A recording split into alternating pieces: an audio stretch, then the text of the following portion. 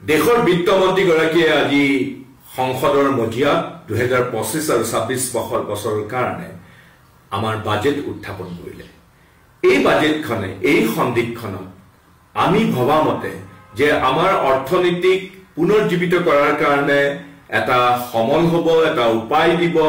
এটা পথ দেখুৱাব, কিন্তু এই ক্ষেত্ৰত এই বাজেটখনে আমাক সম্পূৰ্ণভাৱে হতাশ কৰিলে। কাৰণ দেশৰ অৰ্থনীতিত এই সময়ত যেতিয়া আমাৰ নিবনুৱা সমস্যাটোৱে এটা দৈত্য ৰূপ ধাৰণ কৰিছে, যেতিয়া আমাৰ অনগ্ৰসৰতা,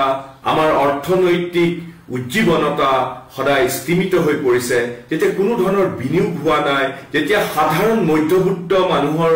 জেপত কোনো অতিৰিক্ত উপাৰ্জনৰ ৰাস্তা নাইকিয়া হৈ গৈছে, যেতিয়া আমাৰ চাৰিওফালে কেৱল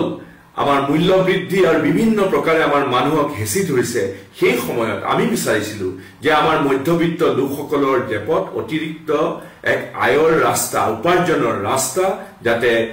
যাতে সুচল কৰে। আমি ভাবিছিলো যে আমাৰ ঘৰে ঘৰে থকা নিবনুৱাসকলে কৰ্মসংস্থানৰ কিবা উপায় পাব, কাৰণ মোদী ডাঙৰীয়াই 2014 ঘোষণা কৰিছিলে যে বিজেপি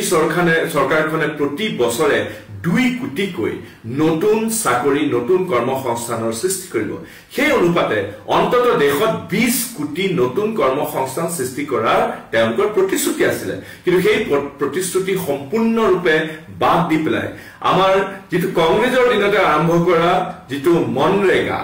সেই মনৰেগা আঁচনিখনে এওঁলোকক বৰ্তাই ৰাখিছিলে কোভিডৰ পিছত, কিন্তু এই আঁচনিখনৰ ক্ষেত্ৰতো তেওঁলোকে তেওঁলোকৰ টকা আবণ্টন একেবাৰে সীমিত কৰি পেলালে। তেওঁলোকে দুৰ্নীতি ৰোধ কৰিব পৰা যিবিলাক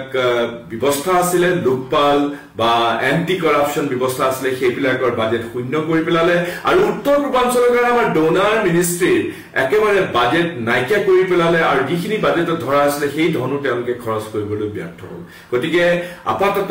আৰু আপাত দৃষ্টি